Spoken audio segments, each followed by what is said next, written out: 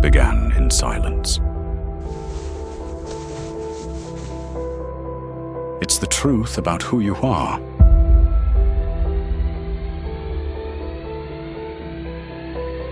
You're remembering. It was you.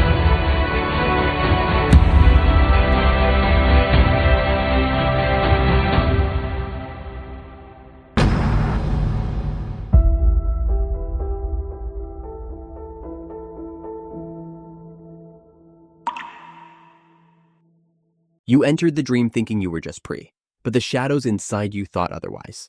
They answered your fear with fire, your desperation with claws. You survived the test not because you were strong, but because you refused to die. Now, the real nightmare begins. Because what hunts you next isn't just a creature. It's the truth about who you really are. Just a square platform, dim spotlights, and a single closed locker with your name printed on it, though you never gave it to anyone. You open the locker. Inside is a new uniform. Sleek black, embedded with reinforced lining and a small crest near the collar. Class Null. Your breath stills. There's a rustle behind you. A door opens on the far side, and a woman walks in tall, sharp-eyed, wearing the same crest. Her voice is flat, but it cuts through the room like a blade. You're not here to be trained, she says. You're here to be watched. Everything you do from now on is recorded, analyzed, judged. You don't flinch. You meet her gaze. Let her see that whatever they're preparing you for, you've already started preparing for them. She gestures toward a glass panel embedded in the wall. Touch it. Confirm entry. Once you do, there's no going back. You walk over, press your hand against the surface. The panel lights up, and a message scrolls across in red. Trial phase initiated. Irregular candidate confirmed. The door behind you closes with a final sounding hiss. You're not part of the academy anymore. You're something else now. The moment you step into the Class Null training chamber, the atmosphere changes. It's colder than the rest of the academy, not in temperature, but in presence sterile. Stripped of ceremony. No instructors waiting to greet you. No classmates milling around with nervous smiles. Just a wide space lined with gray stone, hard floor, and a faint scent of scorched metal. You hear the hum before you see anyone. Two combatants are already locked in battle at the center ring. No uniforms, no safety barriers, no warning system. One of them is bleeding, shoulder torn open, but he doesn't back down. The other, faster and leaner, presses the attack without mercy. No one intervenes. No one watches from a safe zone. You realize this isn't just training, it's a filter. Behind you, the same woman from before returns. Her voice cuts the air without warning. You're up next. You step forward, no time to ask questions, no chance to stretch or breathe. A gate slides open, and your opponent walks out, taller than you, older, heavy arms wrapped in steel-woven bindings. His eyes are already locked on yours, and they don't blink. You meet in the ring, no introductions. The silence counts down your readiness. He moves first. A fist flies toward your jaw faster than expected, but your body responds before you think. You duck, twist, drive your elbow into his ribs. There's impact. He grunts. Doesn't stop. The next hit comes low. You block, pivot, strike again. There's no rhythm, no predictable pattern. He's not trained in any formal style. He fights like someone who survived too many things without rules. Dirty, efficient, brutal. And so do you. The crowd, if you can even call it that, starts to take notice. A few heads turn. Someone mutters your name, or what they think is your name. There's no scoreboard, but you feel it in the air. Every move is being measured, logged, dissected. You duck low, catch his knee with yours, and when he stumbles, you twist behind him and slam him to the ground. He doesn't get up. You step back, breathing hard, waiting to see if anyone declares the match over. No one does. Instead, the woman steps into the ring, gaze unreadable. That was adequate, she says, as though she's talking about a lecture performance, not a near-lethal fight. You nod once, no smugness, no words. You already know it won't be the last one. As you leave the ring, you hear someone whisper from the edge of the chamber, not at you, but about you. They're not even pushing him yet. The remark lingers in your ears. Because if this was the warm-up, then you know what's coming will be worse. You barely have time to recover before they call you again. The lights in the chamber shift, drawing your attention toward a new entrance at the far end. Unlike the ring from before, this space is darker, the walls ribbed with glowing marks pulsing with low, steady energy.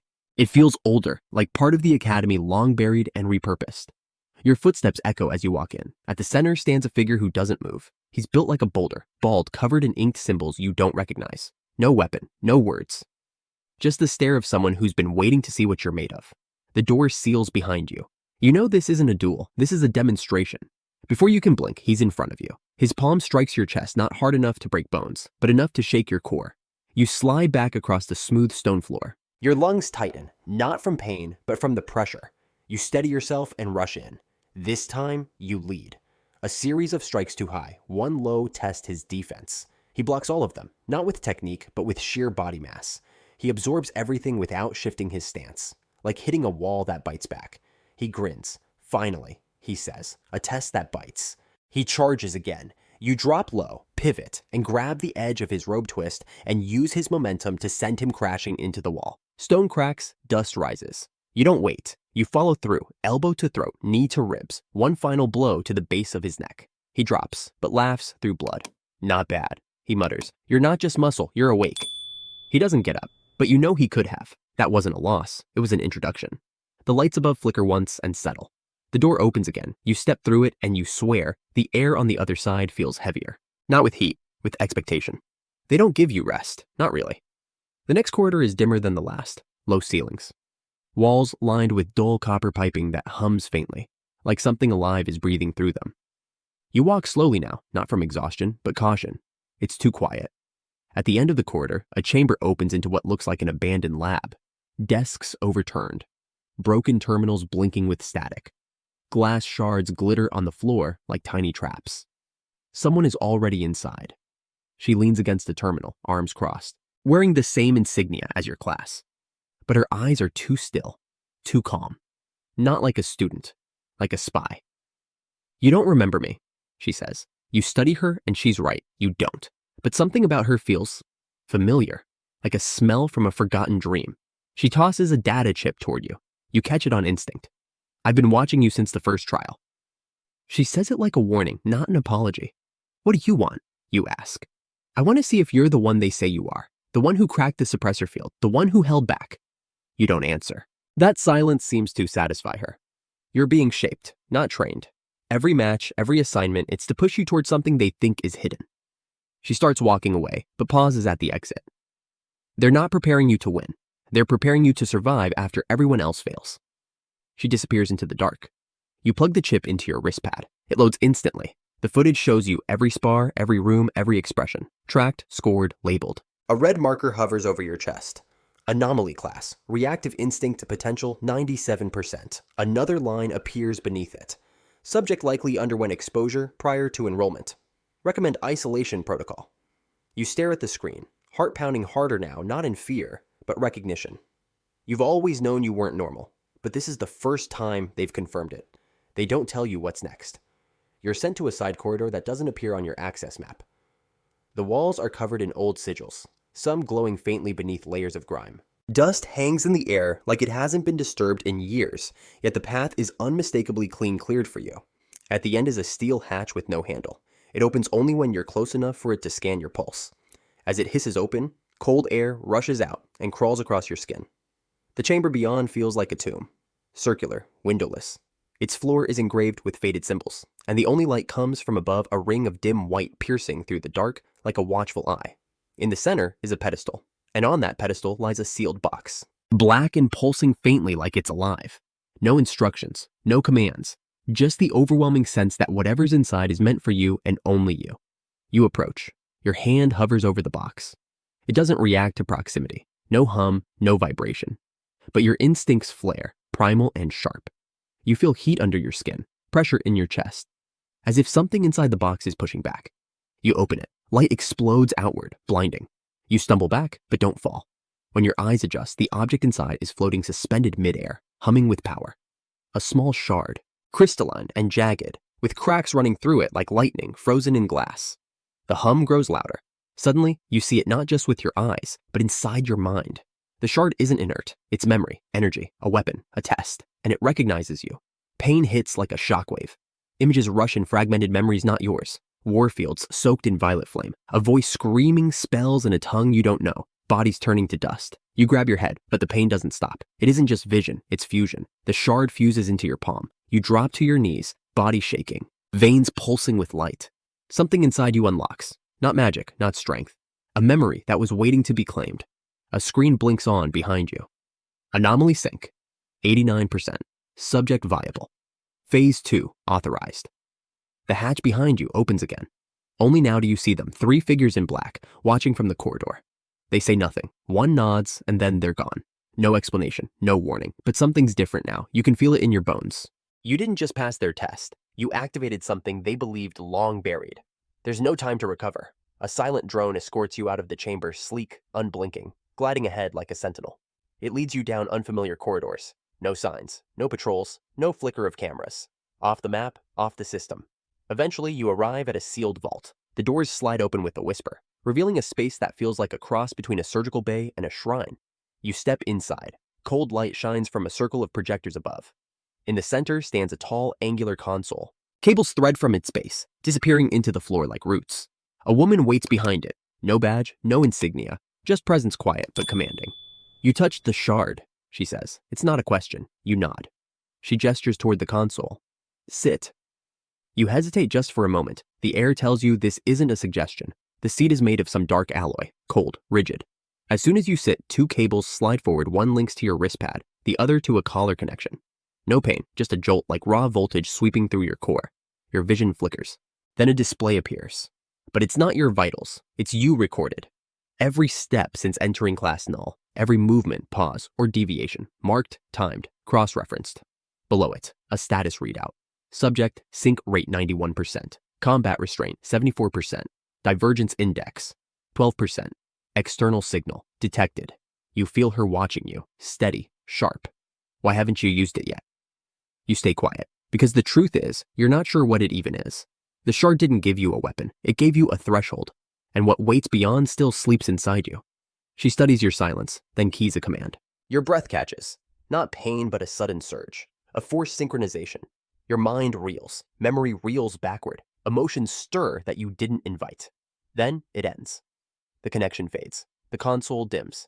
You exhale, your head foggy but clear enough to understand. You're not ready to control it, she says, but you are ready to be deployed. You lift your head. What does that mean? She leans closer. You'll be sent out, not into a simulation, not under supervision, real terrain, real threat. If you make it back, you'll be more than useful. If not, your telemetry will still matter. A door opens behind her. 2 figures step in, masked, silent. Not hostile, just present, ensuring cooperation. You rise. This isn't a drill, this is ignition. Time fractures after that. One moment you're crouched behind fractured tile. The next you're moving through broken corridors heavy with dust and static. The air tastes scorched. Your boots splash through standing water. Then you freeze. Something moves up ahead, smooth, deliberate. A black unit hovers 10 meters out, small, efficient. Its shell glints faintly under dying lights. 3 pulses blink beneath its frame, scanning for movement, searching for heat. You hold your breath. This thing isn't Academy issued. No markings, no visible ID. It doesn't assist. It observes, tracks. Beside you, someone shifts the same girl from earlier. Quick, quiet, she signals upward. You nod. Then a tone slices through the air, high, thin, and rising. You don't wait. You pull her back just as the corridor behind you erupts. Debris flies. A metal shard grazes your cheek. Another hits your side. You barely feel it. Down a stairwell, over a barrier, into shadow. The unit follows. Its hum grows sharper. A beam slices the dust where your head had just been. You and the girl dive into a maintenance tunnel. Pipes creak overhead. The hum recedes, but not far. You whisper between breaths. This isn't just a test. Someone's monitoring something bigger. She doesn't reply, but the look in her eyes says she agrees. You're no longer in a simulation. You're inside someone else's plan. And from the way the air feels tight, charged, dangerous, you're not meant to make it out of here. Not unless you rewrite the rules yourself. You don't know how long you've been out, but the cold creeping through your spine pulls you back. When your eyes open, you're lying flat on damp sand. The sky above you a colorless slate. No walls, no structures. Only the sharp scent of salt and the echo of waves pulling back from the shore. You rise slowly. The ground is wet beneath your hands, littered with small bones and something softer kelp, or maybe rotting skin. In the distance, the sea recedes like it's afraid of you, leaving behind a twisted maze of coral spires and red stone, slick and glistening in the false dawn. You move, cautious. Every breath tastes metallic. Every step sticks to the wet ground. And then you see it. A broken statue, larger than a house, half sunken in the sand. The head is gone, its chest split wide, and around it lie what look like ribs, only they're too long, too sharp, and too alive to be stone. You step closer, instinct pulling you forward. Something about this ruin doesn't feel ancient. It feels recently defeated. The shadow follows you, your shadow, You don't even need to think about it now. It moves when you move, stretches when you reach. You send it forward into the gaps between coral towers, watching it slither low and silent. Then, movement.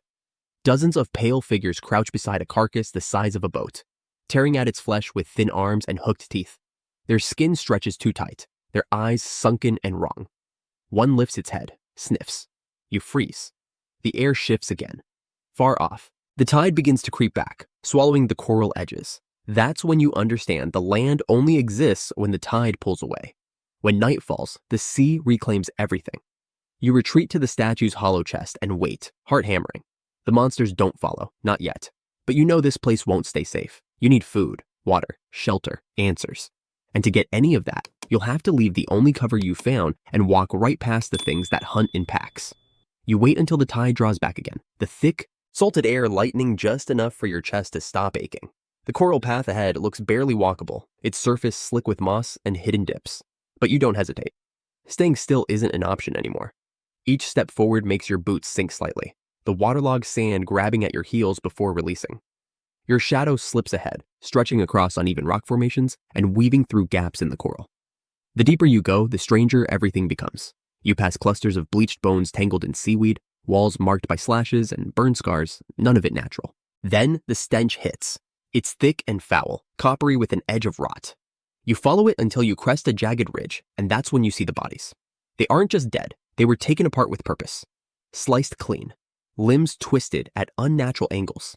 The scorched marks are precise, and the wounds are fresh. You're not alone out here, and whoever came through before you wasn't just surviving, they were hunting. A wet, shuddering sound breaks the silence. You spin toward it, body tense.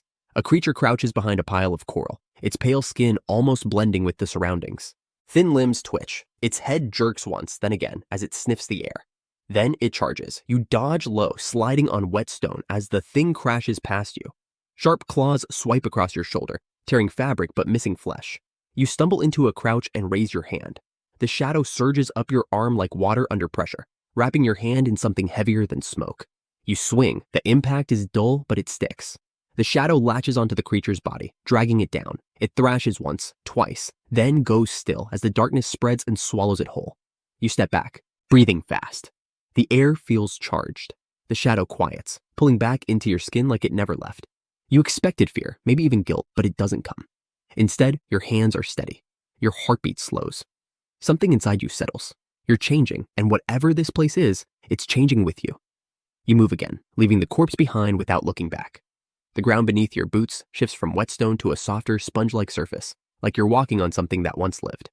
The air grows heavier the deeper you go. Every breath carries the tang of iron, like the scent of blood never really leaves this place. The coral towers lean in around you, narrowing the path into a jagged corridor. Some formations glow faintly from within, pulsing like veins, casting dull red light across the slick walls. The warmth of the magic is faint, but it pricks at your skin like it's testing your presence. Your shadow flickers beside you, mirroring every motion with unnatural precision. It doesn't stretch ahead this time, it clings closer, as if the ground itself is watching. Then you hear it, voices, low, sharp. Not creatures like before, these are human. You crouch behind a tilted slab of coral, heart steady but alert. Through the cracks you spot them. Two figures in dark armor, faces hidden by fractured bone masks. They're standing over something, another test subject. One of their own? No. You catch the twitch of a severed limb, the slow pool of blood spreading under them. They're not allies, and they're not here to escape. You watch as one of them lifts a blade, curved and crude, and presses it against the throat of the motionless body. No hesitation, no ceremony, just the clean, practiced motion of someone who's done this before. You pull back and take a slow breath. You're not ready for a fight, not like this. But if they're hunting others, it's only a matter of time before they find you. You circle wide, moving with the shadow at your side. Each step is deliberate, no sound, no light. You use the coral's curves to stay hidden, your fingers brushing the slick surface to keep your balance. A faint hum rises in the air. You glance up and see a structure ahead, part shrine, part ruin. Broken pillars twist into the ground like roots, and a shallow pool ripples at its center. Something inside it glows. You edge closer, drawn to it. The liquid isn't water. It's thicker, like oil, and the glow comes from fragments suspended within shards of something ancient. Your reflection stares back at you, but not quite right. Your eyes look sharper, colder. The longer you look, the more familiar that version of you becomes. You blink and step back. This trial isn't just about survival. It's about reshaping you inside and out, and you're already changing. You step away from the pool, shaking off the image of that twisted reflection. The trail beyond curves downward, sinking deeper into the coral maze. The red glow fades, replaced by a cooler tone, blue, faint and shifting, like moonlight filtered through deep ocean water. You tighten your grip on your own thoughts. You can't afford to drift. The ground softens again beneath your boots, but this time it's different. Less organic, more unstable. Your heel sinks unexpectedly. You freeze, then pull back slowly, watching as the surface ripples where you stood like a skin stretched over something waiting underneath. Not just unstable, alive. You crouch and study the area ahead. The pattern of growth is wrong, too symmetrical. The coral here isn't random, it's shaped, like teeth lining the floor. A trap. You test the edge with your shadow. It brushes forward like smoke, trailing across the strange coral field. Halfway through, the trap snaps.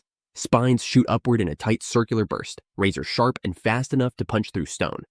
You exhale through your teeth. One wrong step and you'd be impaled. A noise behind you. You spin, ready, but it's not a creature. It's another survivor. They stumble into view, barely upright. Torn clothes, bleeding arm, wild eyes locked on yours. Don't, they manage, voice cracking. Then the ground beneath them shifts. You move before thinking. Shadow lashes out, grabbing the survivor by the waist, yanking them sideways just as the coral teeth explode upward. They scream, half in pain, half in shock, and collapse into your arms. They're shaking, not just from injury, but from something worse.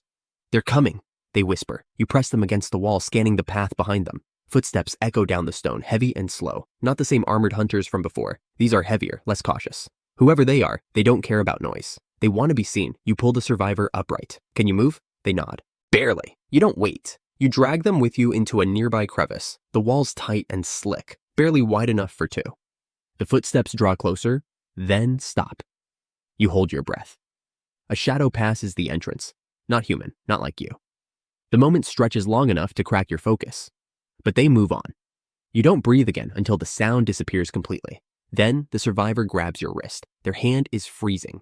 There's something deeper, they whisper. Something worse than them. I saw it. I heard it. It's awake. Whump.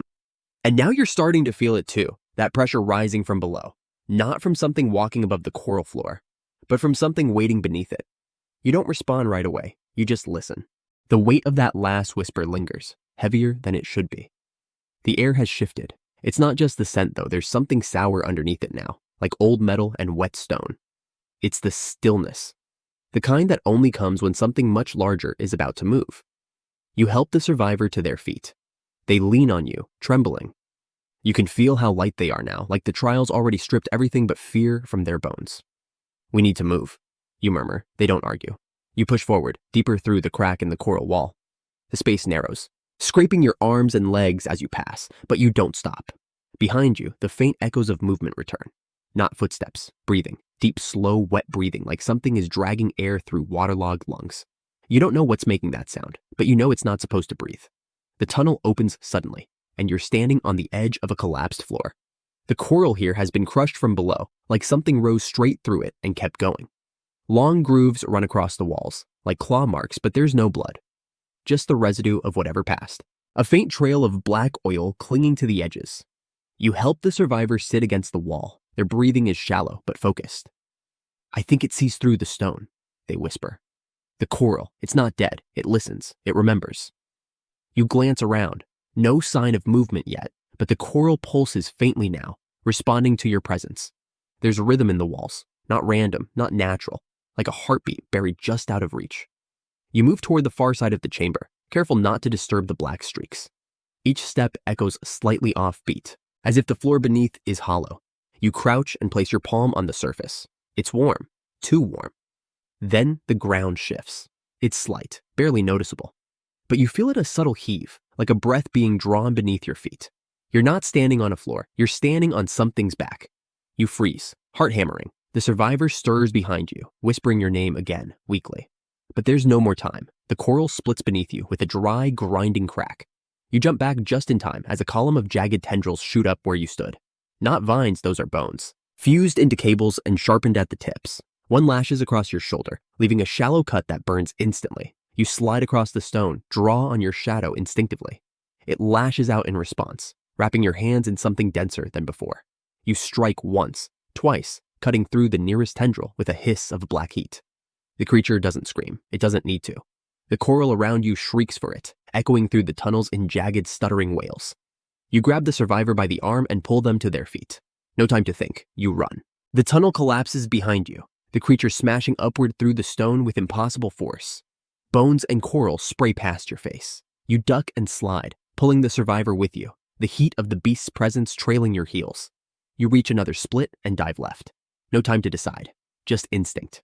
The walls close in again, tight and narrow. But there's no collapse. Just silence. You keep moving until even the echoes fall behind. Only then do you stop. Your chest heaves, your arms shaking. You look back. No pursuit, but the survivor doesn't look relieved. They don't all chase, they whisper. Some just watch. And now you wonder, was it trying to catch you or just scare you deeper? Whatever it was, it's not the final threat, just another warning. You keep moving, even though the path is tighter now, and every step feels like it pulls you further into the jaws of something waiting. The survivor stumbles more often, but they don't complain. Their silence weighs more than their body, a reminder that something down here has already broken them in ways you haven't seen yet. The tunnel curves again, this time upward. You feel the incline through your legs, the strain returning to your calves as the terrain shifts from soft and warm to brittle and dry. The scent changes too. The rot fades, replaced by dust and something burnt like scorched bone or old ashes. You pause at the next turn. A faint glow pulses ahead. Not warm like before, but sharp. Cold. You motion for the survivor to stay back and edge forward until you can see it clearly. The chamber opens into a strange geometry walls, angled sharply. Coral here, no longer growing wild, but shaped into something deliberate. Symbols are carved across the surface, not words. Marks, old ones. Some pulse faintly. Others are cracked and dim. And in the center, standing still too still, is a man. His back faces you. He's tall, wrapped in tattered layers of black and silver, and the edges of his robes cling unnaturally to the coral beneath him, like they've fused. You don't move. You watch. His head tilts slightly, just a twitch. Then his voice cuts through the silence. "You've come far," he says, "farther than the others." You say nothing. The survivor behind you presses against the wall. He doesn't turn. "I watched your descent," he continues, "from the moment you stepped into the trial. You carry more than power. You carry something they forgot to fear." You take a slow step back, but the coral under your foot tightens. Not a trap, just a warning. The entire chamber is aware of your presence now. Finally, the man turns. His face is wrapped in black cloth, but his eyes, those are visible. Pale, flat, not dead, not alive. "You're not here to pass this test," he says. "You're here to wake it." And then the ground shifts again, not violently, just a subtle pull, like something underneath the room just exhaled. You raise your guard, shadow crawling up your arms in defense, but the man lifts a hand, calm, deliberate. "I'm not your enemy," he says. "But if you continue down this path, you'll have to become something worse than me." Then he lifts his palm, and the chamber reacts. A doorway opens behind him, silent and clean, coral peeling away like skin to reveal a dark corridor beyond. The glow fades from the room. "You'll be hunted from this point on," he says. "Not by beasts, not by watchers, by the maze itself." You lock eyes with him. He nods once, then he's gone, just like that. You don't know if he vanished or if the room simply chose not to show him anymore. Either way, he's not the threat. The corridor yawns ahead, wide enough to walk without touching the walls, but not wide enough to feel safe. You help the survivor back to their feet and step through together. Behind you, the chamber seals itself. Ahead, only darkness. But this time, the darkness doesn't feel empty. It feels expectant. You keep your pace steady as the corridor stretches forward, the survivor limping beside you. The air is colder now, not just in temperature, but in feeling. Every breath tastes stale, like you're walking through the lungs of something long asleep. The walls shift again, not in motion, but in shape. The round tunnel gives way to a low ceiling chamber, its floor slick with condensation.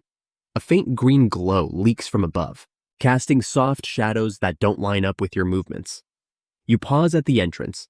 At the center of the room sits a raised platform, smooth and circular, its surface made of overlapping plates that hum softly as you approach. Suspended above it, barely hovering, is a crystal sphere. It rotates slowly, thin cracks webbing across its surface. Silver light pulses inside, steady as a heartbeat. You glance back. The tunnel behind you has sealed. The survivor leans against the wall, their breathing shallow. You take a step toward the sphere. It lowers slightly, reacting to your presence. The hum deepens. You reach out, not touching it, but close enough to feel the static lift on your skin. And then the light dims. Not just the orb, the whole room darkens, like something just covered the glow with a hand. You spin around, eyes scanning the edges. You're not alone. There's no sound, no movement, but you can feel it. A presence just beyond the edge of the light, watching, waiting, not curious, not hostile, just aware. You step back from the orb, it flickers, struggling to stay suspended. The humming shifts pitch. A low vibration rumbles through the floor. Then, something else enters the room, not through a door, but from the walls themselves. A shape forms near the edge of your vision. Not tall, not monstrous, just wrong. The way it stands, the way its outline bends the light, it shouldn't exist. You don't draw your weapon, you don't run, you wait. And then you understand. This isn't a fight, it's a signal. Whatever brought you here is watching closely now, not to judge, but to see what you'll become next. The light flares once more, and the orb drops into the platform. The platform opens, and something underneath begins to rise. You step out into the light, the silence hitting harder than any blow. Ruins stretch before you, half-swallowed buildings, shattered towers, stone blackened as if it remembers fire too well. The dream has shifted again. You can feel it in your chest, in your bones, heavier, hungrier. Ashvale walks ahead of you, each step deliberate, cloak brushing against scorched dust. Her back is as unreadable as ever, posture straight, shoulders steady. She's not ignoring you, she's waiting, always waiting, like she knows you'll catch up or burn trying. Whitesight stands a few paces away, her head tilted toward the sky. She doesn't look, but you know she sees. She always does.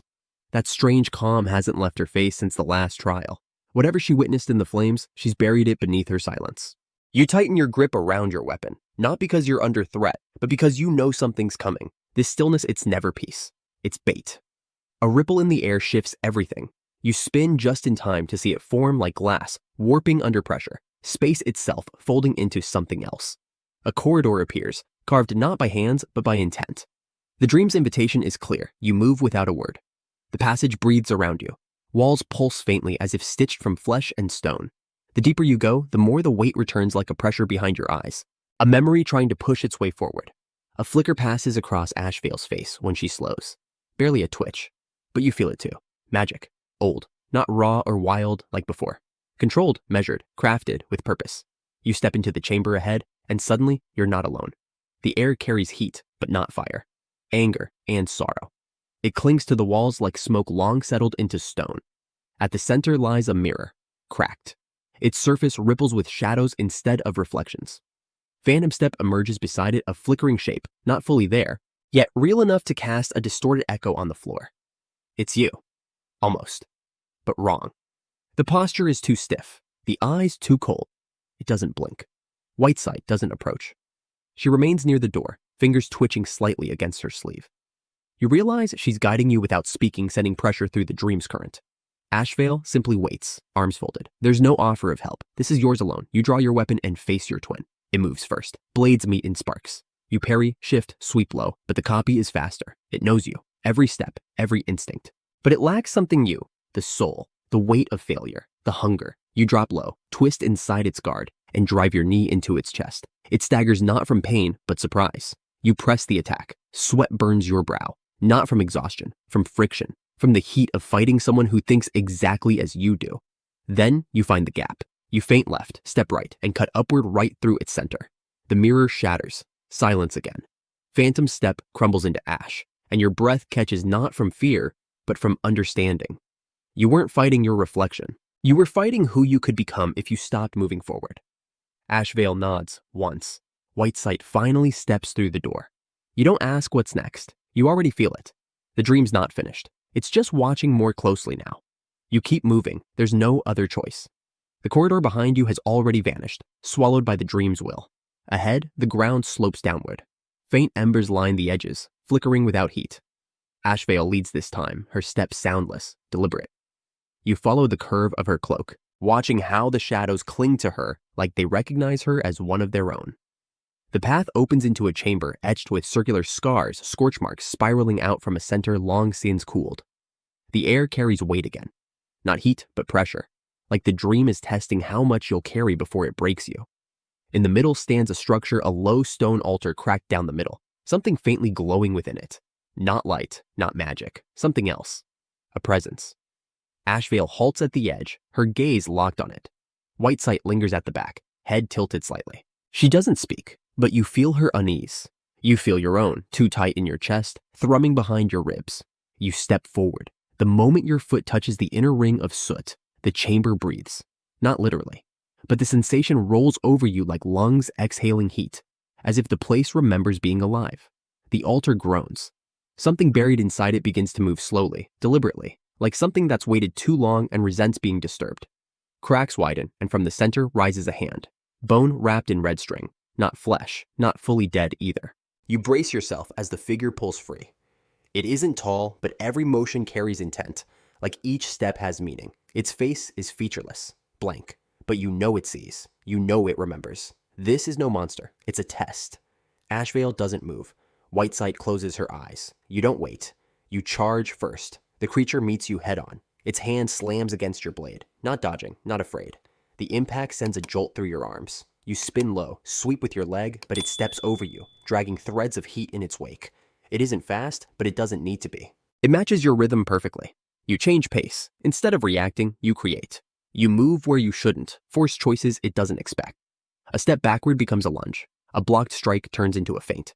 The fight stops being about technique, it becomes instinct. And then you see it an opening. Not big, but enough. You drive your blade forward, not at its heart, but its shadow. The weapon sinks, and the threads around its form recoil, burning bright red as they snap. The figure lets out no cry. It simply vanishes. The altar collapses with it. Silence returns, but not the same silence as before. This one feels clearer, like something inside you has been scraped clean. Not healed, just exposed. Ashvale nods once. She knew you'd make it. Whitesight opens her eyes and says the first words you've heard in hours. Now it begins. You don't ask what. You already feel it. The dream is pulling tighter. Whatever lies ahead, it won't wait for you to be ready. The corridor ahead splits into two. Ashvale stops without turning. She doesn't need to speak. You already feel the tension crawling through the floor like static. One path breathes cold. The other radiates heat, not warmth, but a dry, searing pressure like sandstorm winds without sand. You glance at Whitesight. She nods toward the left, the colder path. But Ashvale steps toward the right. You hesitate, only for a breath. Then follow Ashvale. The passage narrows, ceiling dropping low, walls folding inward like the dream is second-guessing your right to be here. You duck slightly, hand brushing against the surface. It's dry, brittle, but warm. Too warm. Ashvale moves without comment. You keep pace. Then the sound starts. A rasping hiss, soft at first like wind over stone. But it builds, echoing off the close walls until it becomes a low growl that feels like it's vibrating behind your teeth. You step into a larger chamber, not open confined, but large enough to move. The walls here are marked with scratches, not carved but torn. Something clawed through this place. Something desperate or angry. Maybe both. Ashvale doesn't draw her blade. That tells you everything. Whatever's coming won't be stopped by steel. You hear it before you see it, a dragging sound, like limbs too heavy to lift. Then, from the far shadows, it emerges.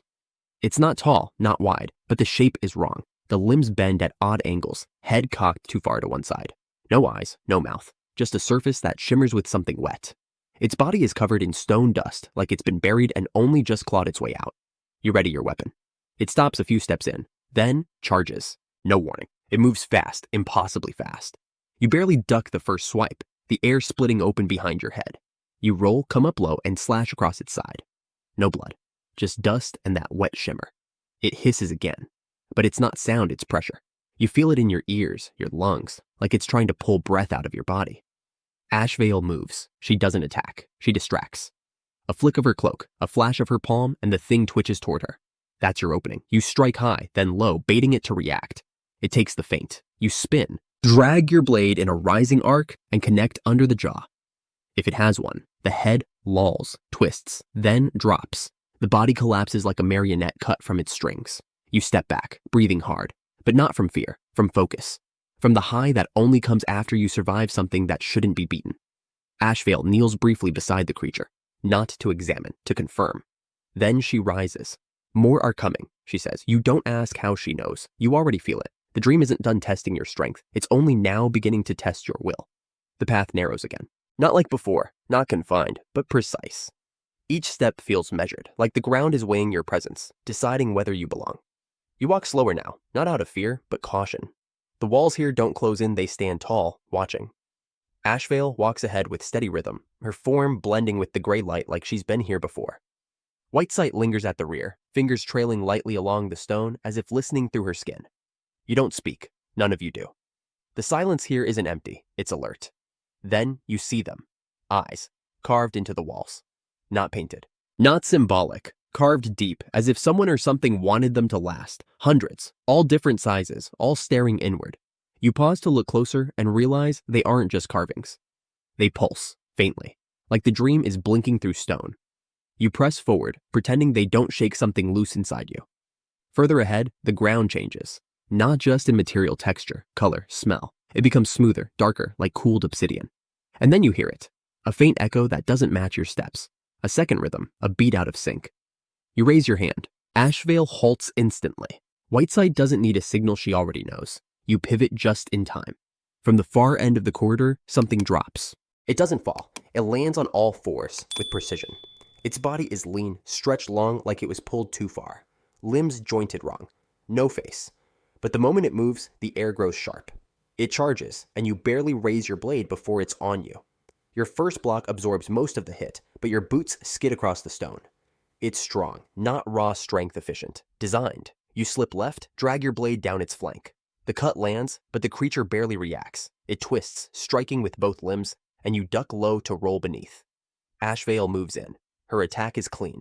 Blade flashing in a perfect arc, but the creature jumps sideways, graceful, almost mocking. Whitesight doesn't join the fight. She kneels instead, pressing her hand against the stone wall. You realize why a second later. The eyes glow. A pulse runs through the corridor. The creature recoils, just slightly, as if the light burns something buried inside it. You take the opening. You leap, blade up, and strike directly through its chest. Not because it's exposed, but because that's where the rhythm ends. The creature collapses, limbs folding inward like paper soaked in water. Its body melts into the stone. The corridor stills. Ashvale exhales.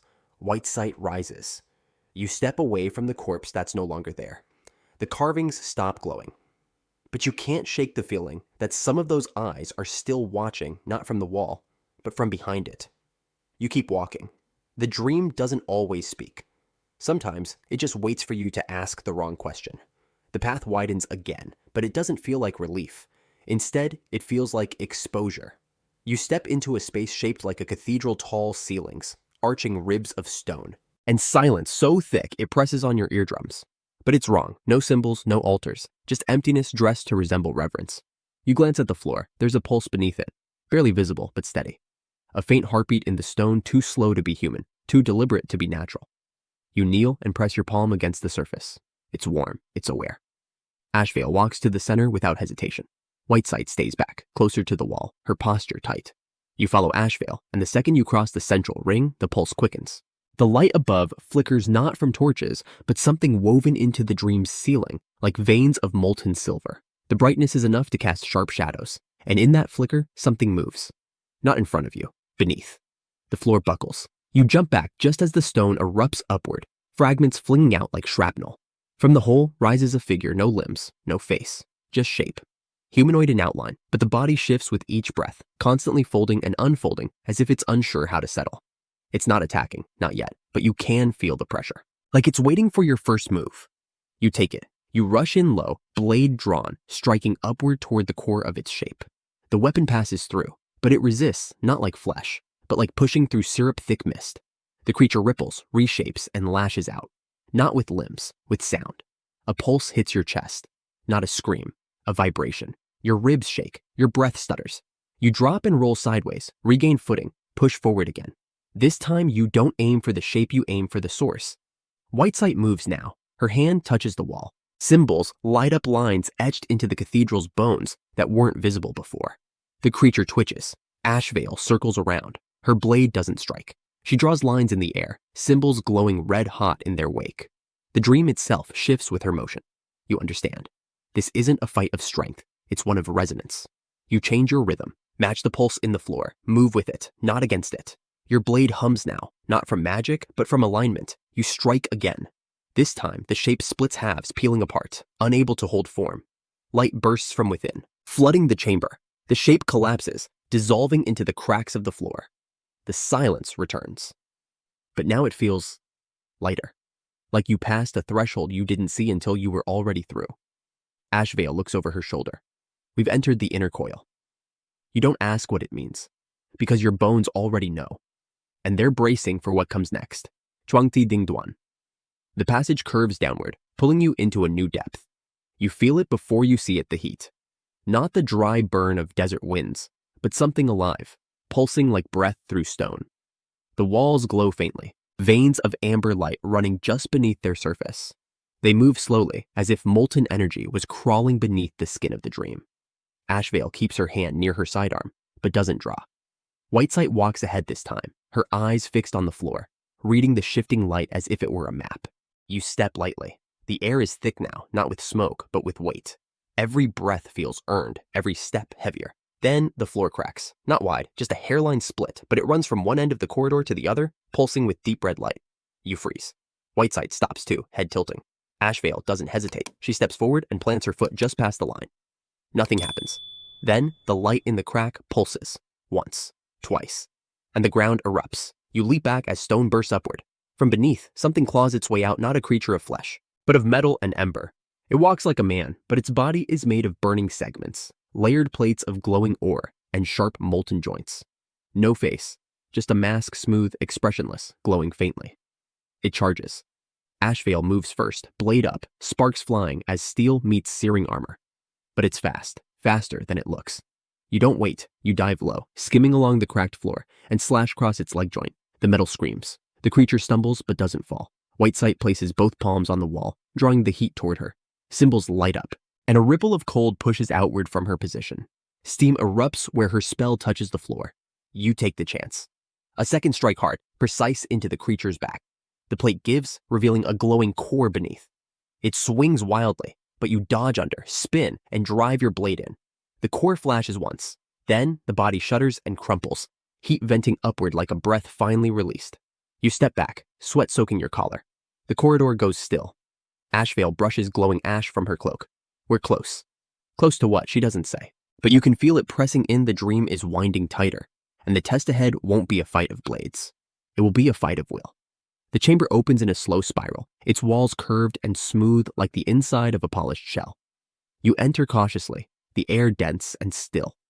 All around you, the walls reflect distorted versions of yourself, some with subtle differences, others twisted in ways you can't explain. One of them meets your gaze and doesn't blink. Another turns its head a second too late. None of them feel like you, and yet every one of them carries your shadow. Ashvale steps in behind you, scanning the perimeter. Whitesight lingers near the edge of the room, her gaze locked on something ahead. In the center of the chamber, raised on a stone pedestal, lies a pale, expressionless mask. It looks smooth as bone, its surface pulsing faintly like it's waiting to breathe. You don't need anyone to tell you this is the test. The moment your foot touches the central circle etched into the ground, the mirrors ripple like disturbed water. Shapes move behind the glass, then push through. Not one, not two. A full ring of figures emerges, 10 versions of yourself, stepping into the chamber from all sides. They carry your posture, your habits, even your scars. But their eyes are wrong, too sharp, too calm. They don't speak. They surround you in silence. You take position, blade already drawn. The first moves in fast, too fast, and you meet it with steel. The impact shakes your shoulder, and the moment you counter, it vanishes into glass shards that dissolve on contact. But there's no time to breathe. The next lunges from your left, another flanks from behind. You spin, duck, slash your movements tighter now, cleaner, reacting on instinct. They're not just copies, they're memories. One fights like the younger you, wild and reckless. Another moves with restraint, as if still afraid of their own power. Each one forces you to confront a version of yourself you thought you buried. Ashvale joins without a word, blade flashing in wide arcs as she holds your flank. Whitesight says nothing, her attention locked on the mask in the center. She circles it slowly, fingers hovering over runes you hadn't noticed before. The last version of you stands just outside the ring of combat, watching.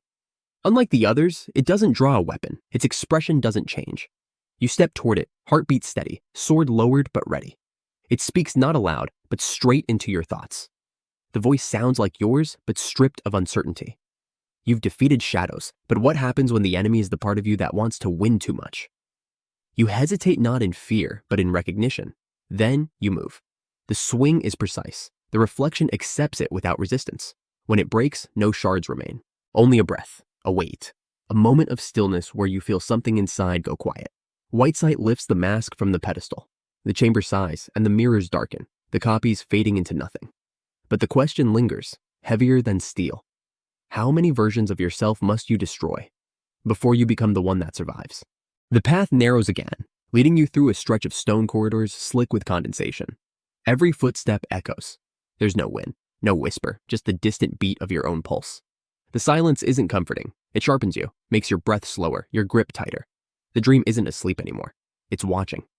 Ashvale walks beside you, fingers twitching close to her blade, not nervous but aware. She doesn't speak, and neither do you.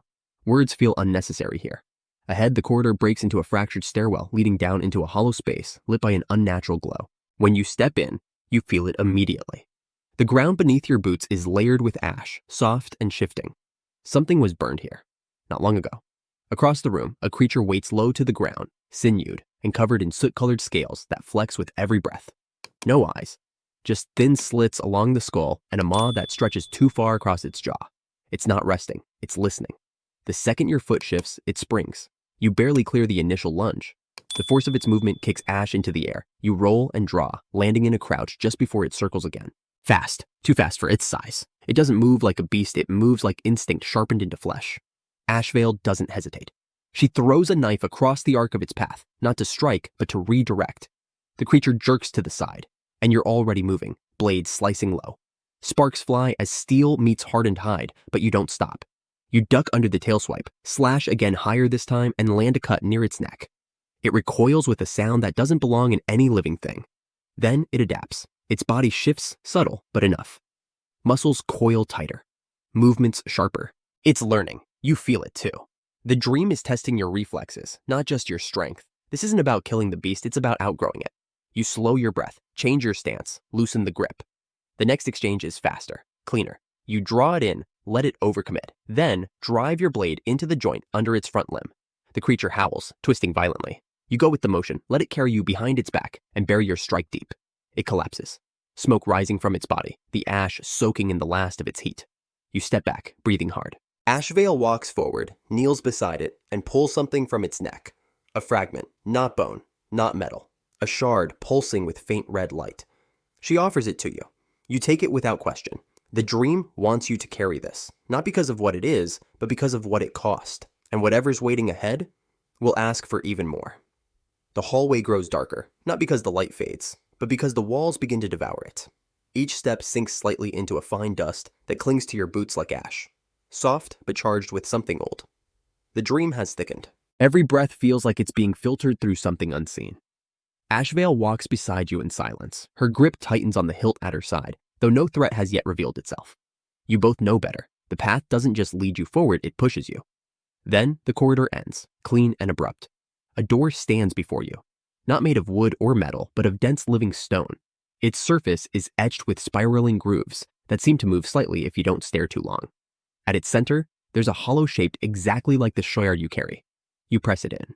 Red light flares through the carvings. The air compresses. Behind you, the path closes with no sound at all. The door doesn't open, it unravels. You step into the chamber. The light here is soft, too soft, as if it's remembering how to illuminate. There's no ceiling, no walls, just endless dark space holding this single circular floor. And in the center of it, someone stands. Not beast, not monster, just a figure. Its face is blank, smooth as porcelain. No eyes, no mouth. Just the suggestion of human shape wrapped in gray robes that drift slightly, though there's no wind. You feel the pressure before it moves. Something inside your chest tightens. Ashvale halts behind you. Whitesight arrives silently from a side corridor, her eyes fixed on the figure. Then it lifts its hand and the world bends. It doesn't strike first, it simply shifts. And suddenly it's in front of you. You raise your blade, but the attack comes without warning. Its arm doesn't swing, it snaps, moving like a whip made of bone and memory. You block the strike, steel ringing in your ears, but the echo doesn't fade.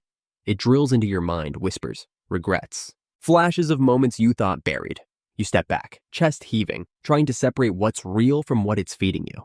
The figure lunges again, and this time it's faster. You duck low, slide to the side, then pivot on your heel and swing. Your blade meets resistance, not flesh, but a ripple, like cutting through condensed fog. The impact knocks you sideways, your arm numbing from the feedback.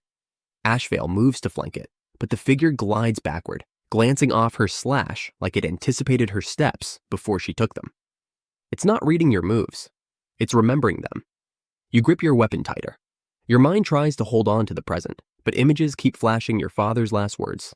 The first time you failed in training. The choice you made that left someone behind. It uses those moments to slow you, to weigh down your next breath. But then something clicks. You stop trying to forget. You use it. You let the memories surge. Let the pain flare. And in the space between guilt and focus, your blade finds purpose. You charge. Your movements are no longer calculated. They're instinct layered over instinct. Your first strike aims low, forcing it to sidestep. You follow with a feint upward, twisting your wrist mid-swing to redirect across its chest. The figure shifts to block. But you're already moving another step forward, a pulse of energy flowing from your spine to your fingertips. The final blow isn't strong, it's true. Your blade cuts through the center of its body, clean and deliberate. There's no blood, no cry, just a faint shimmer like starlight cracking. The figure stops, then slowly, gently begins to fade. Not like it's dying, like it's been freed. Ashvale steps beside you, breathing measured. Whitesight lowers her gaze. It wasn't here to win. You nod, pulse still racing. No one speaks for a moment, then the walls of the chamber begin to reappear. And the door behind you breathes open once again. But you don't move yet, because in your bones, you know this wasn't the end. This was just the first time the dream showed you who you really are. You step through the door, and the air immediately shifts. Not in pressure or temperature, but in weight, like you've crossed a line that can't be redrawn. What waits ahead isn't a hallway or chamber. It's a space suspended in nothing. Walls drift like smoke. The floor beneath your boots pulses faintly with a heartbeat not your own. You've walked into something alive. Ashvale doesn't follow. She remains behind the threshold, her expression unreadable. "This part is yours," she says, not with hesitation but with certainty. You nod once, then move forward. The path beneath you rises and curves, forming a spiral of hovering platforms. At the center, a quiet golden flame floats in midair. It has no pedestal, no anchor, just a presence, still and waiting. You approach it, and something inside tightens. This isn't raw power waiting to be claimed. It's memory shaped by fire, pain that still carries your name. Visions flash through you, scenes from the dream, echoes of your choices. Every loss, every failure, the moments you couldn't fix, the people you couldn't save. You reach into the flame. It doesn't push back. It surges forward. Heat roars through your body, not burning but refining. The fear you held onto, the shame you buried, the doubt that slowed your steps, it all rises and burns until nothing remains but the core of who you are. When you open your eyes, the chamber feels different, quieter, like the silence is no longer watching, but waiting for your next move. Your limbs feel steady, your thoughts focused. You don't just see the space around you, you feel its depth, its pressure, its purpose. Behind you, Whitesight and Ashvale stand still, but there's a shift in the way they look at you. Not surprise, recognition. You are not the same. The ground trembles, not violently but just enough to warn you. Above, the dream begins to unravel. The ceiling dissolves into layers of sky you've never seen, dark towers floating in broken gravity. Storms locked in endless spiral. Cities carved into the bones of forgotten beasts. You're no longer inside a trial. You're standing at the threshold of something bigger. You turn to face it, and something vast looks back. You don't hear its voice, but you feel it settle into your chest, a cold awareness that asks nothing and demands everything. You know the message without words. This was only the first gate, and what lies ahead will not wait for you to catch your breath. You tighten your grip, not in fear, but because you finally understand what it will take. You've survived the dream. Now it's time to conquer the nightmare beyond.